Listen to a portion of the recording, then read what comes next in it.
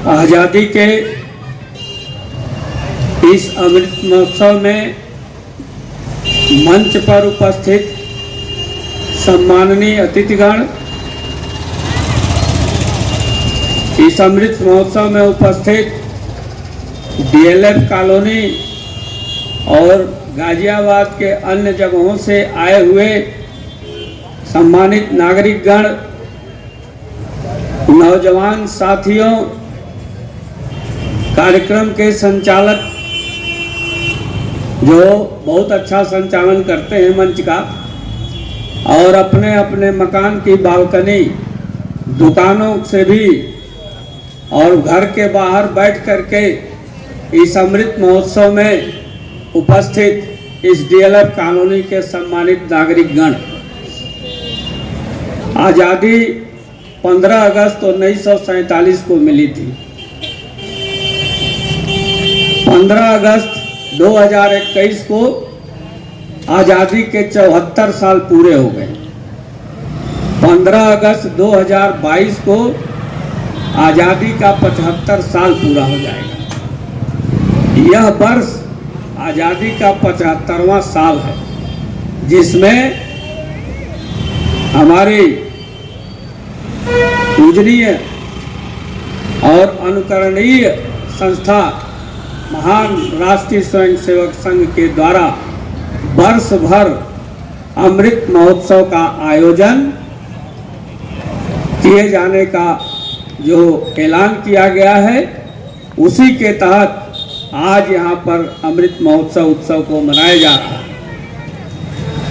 हमारा देश आज़ाद ऐसे नहीं हुआ है। सबसे पहले आज़ादी के इस पावन अमृत महोत्सव पर मैं उन अमर शहीदों को, जिन्होंने अपने प्राणों की बाजी लगा करके, अपना प्राण न्यौछावर करके इस देश को स्वतंत्र किया, उन अमर शहीदों को सत सत नमन करता हूं तथा उनको हार्दिक श्रद्धांजलि देता हूं।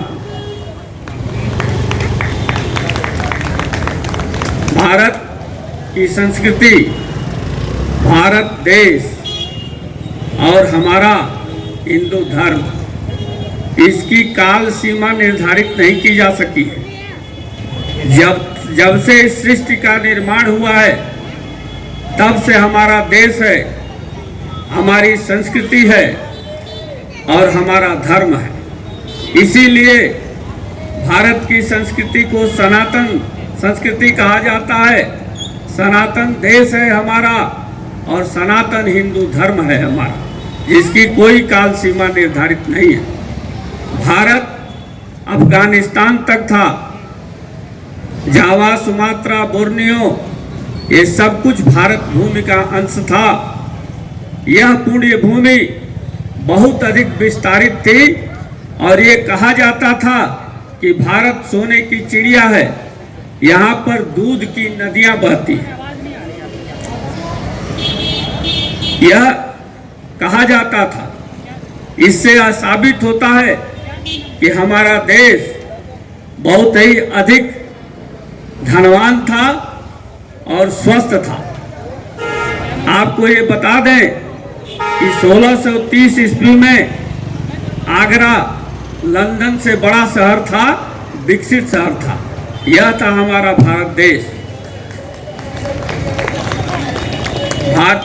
जब पहली बार 712 ईस्वी में मोहम्मद बिन कासिम भारत पर आक्रमण किया, उस लालच से किया कि यहाँ पर मंदिरों में हीरे जवाहरात सोने बहुत भरे पड़े हैं, इनको लूट करके ले जाना है।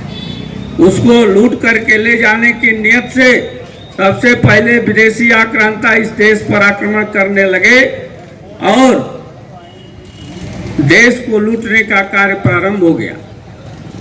मोहम्मद गोरी 1191 ईस्वी में आया।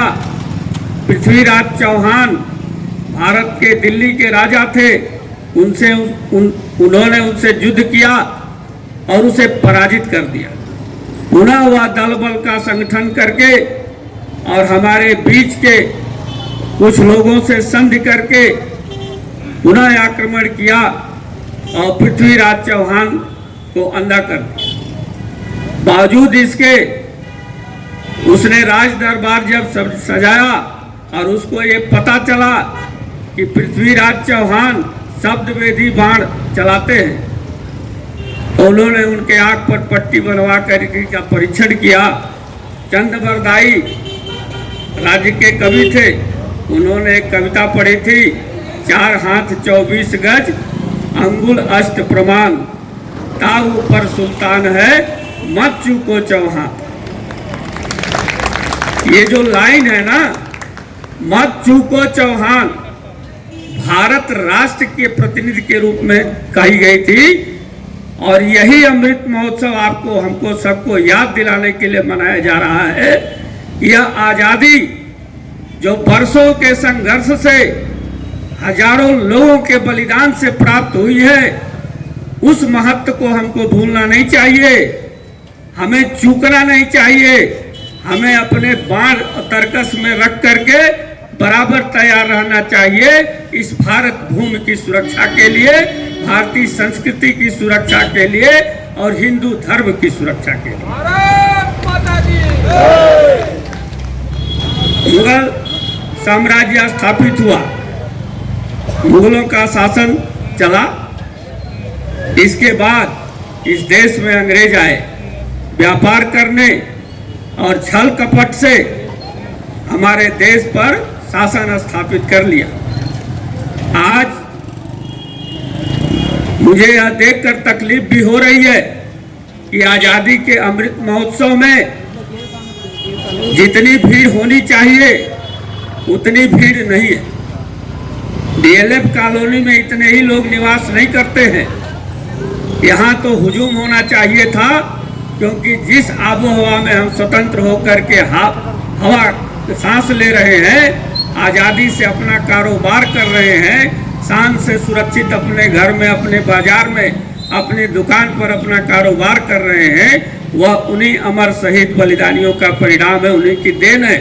यहाँ अमृत महोत्सव पर पूरे डीएलएफ कॉलोनी के लोगों की भीड़ उपस्थित होनी चाहिए थी।